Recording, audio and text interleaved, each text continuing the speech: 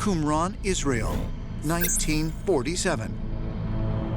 20 miles east of Jerusalem, at this ancient site in the Judean desert, Bedouin shepherds stumble upon an extraordinary discovery. The Dead Sea is surrounded by caves, and as young teenage boys would do, they threw a rock into the cave, heard the sound of breaking pots, came back the next day, climbed into the cave, and what did they find? They found huge clay jars. Inside these storage jars were ancient texts, which very quickly they came to realize that these were incredibly important.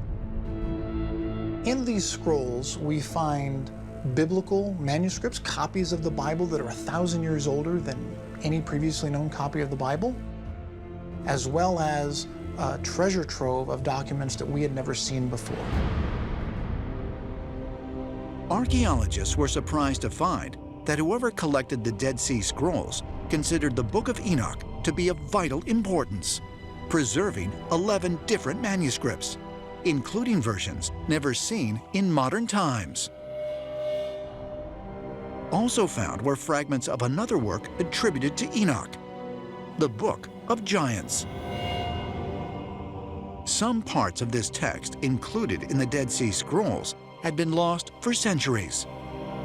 And many scholars believe the stories contained within the Book of Giants were written before even the Book of Genesis. It expounds on Genesis 6, verses 1 through 4, when the story is begun that the Watchers descended upon earth and took wives from earth women, from human women, and their offspring were giants. The Book of Giants is about the Nephilim, the sons of the Watchers. It's about their lives, their conversations, and they realize that they are evil. According to the Book of Giants, the Nephilim were guilty of horrific crimes, including slaughtering humans and feasting on their flesh. God ultimately decides the earth must be cleansed and chooses one man to restart humanity anew, Noah, the great-grandson of Enoch.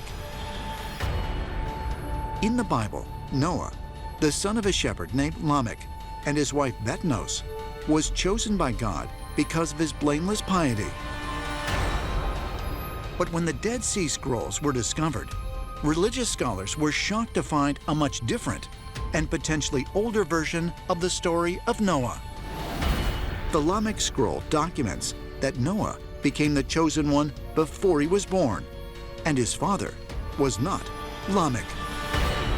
When Noah was born, the father, Lamech, was gone at the time. However, the wife of Lamech knew immediately something was up with Noah because he didn't look like a normal human being.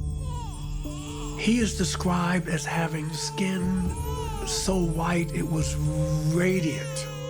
His hair was white like wool.